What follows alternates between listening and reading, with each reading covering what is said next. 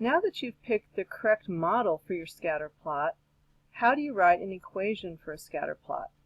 All you need is 2 points from your scatter plot. I've only given you 2 points in this example, but if you were looking at the previous example up here, what you would do is pick out 2 points that look like they fit nicely on the curve. Like, I wouldn't use this point because it's kind of off the curve a bit, but maybe pick a couple of other points that look like they're going to fit really nicely on your curve, and use those as your two x and y points.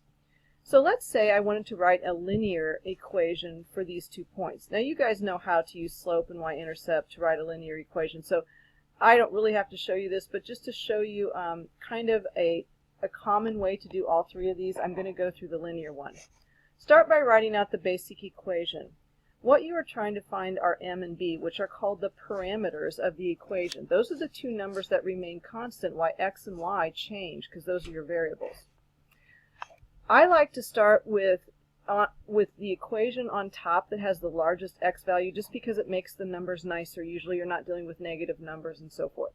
So I put 12 in for y, 4 in for x in the first equation. I put 8 in for y and 2 in for x in the second equation. So I have 12 equals basically 4m plus b, and 8 equals 2 times m plus b. Now I'm going to subtract the second equation from the first equation. And just as a reminder why you're allowed to do this, this is an equation. That means what's on the left-hand side of the equal sign is equal to what's on the right-hand side of the equal sign. I'm allowed to subtract the same thing from both sides of an equation, and these are the same thing because they are equal to each other. So I'm allowed to subtract 8 from this side of the equation and 2m plus b from this side of the equation because they are equal to each other. So 12 minus 8 is 4, 4m minus 2m is 2m, b minus b is 0, so I end up with 4 equals 2m, or 2 equals m. Now I can take my value for m and substitute it back into, oops, not there, but right there into the first equation. So I have 12 equals 2 times 4 plus b, so that's 12 equals 8 plus b, so b has to equal 4.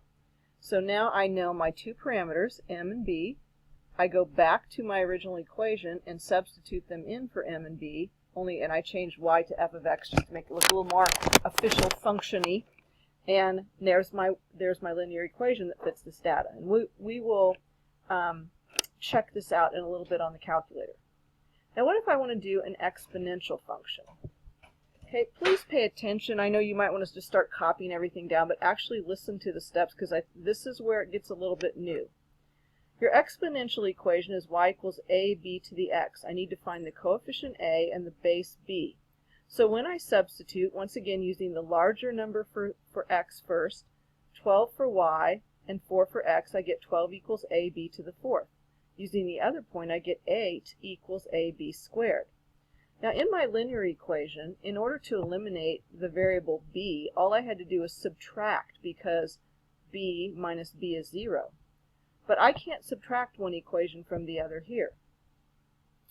So I'm multiplying a times b to the 4th, and I want to get rid of one of these variables. A would be the obvious choice here. I need to divide. So if I divide the first equation by the second equation, I end up with 12 divided by 8. Once again, I'm allowed to divide both sides of the equation by the same thing, and 8 equals ab squared, so they are the same thing. So I have 12 over 8. Don't need my Facebook popping up on me there. Oh, for heaven's sakes.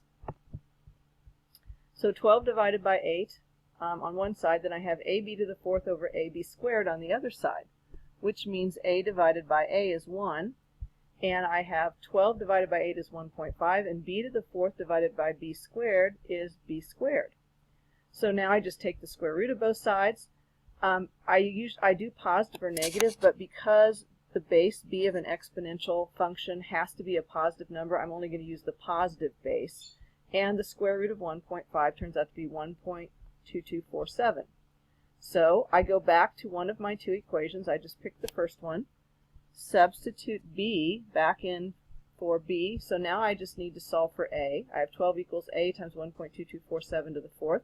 On my calculator, I will copy this number and not round it I'll go ahead and copy, raise it to the 4th power. Then I can just do 12 divided by whatever this number is, and I end up with 5.333. So now I have my two parameters, a and b. Substitute them into the appropriate places into this equation, and now I have my exponential function. Now, numbers aren't quite as nice for this one, but the process works really well. Now, is this the only way I could have done it? No. I could have solved this for a. I could have said 12 divided by b to the 4th equals a, and substitute 12 divided by b to the 4th into a in this function, or the other way around, and I would have ended up in the same place. But I just think this is a very simple way to do it. Okay, let's look at our power function now. Our power function is written y equals ax to the b. So when I substitute a value for x and y, I get 12 equals a times 4 to the b power. 8 equals a times 2 to the b power. So when I divide, once again, to eliminate a, I get 12 over 8 equals a 4 to the b divided by a times 2 to the b. So once again, the a's divide out, and I have 4 to the b over 2 to the b. Well, over here we had the bases were the same, so we subtracted the exponents. Here we have the exponents are the same, so I divide the bases.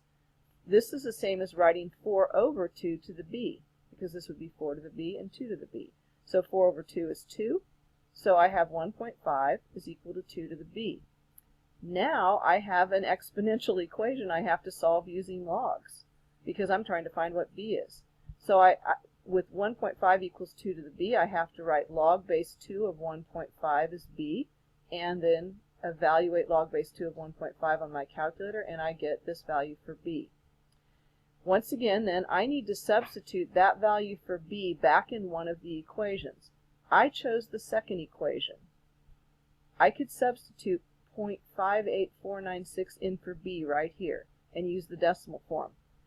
And that's perfectly fine. Go ahead and do that. But I decided, noticing that this was a base 2 and this was a base 2, to use one of my clever little log properties here. So instead of using the 0.58496, I substituted this version of b into the equation, because I know that 2 raised to the log base 2 of 1.5 is just 1.5. Had I done 2 to this exponent without rounding on my calculator, I would have gotten 1.5. Now a is 8 divided by 1.5, same numbers I divided over here actually. Actually over here. Interesting, that's not exactly what I did, but it ends up being the same number. I end up with 5.333. Now I have my a, and I have my b, and I substitute them into my original function for the coefficient and the exponent, and there's my power function.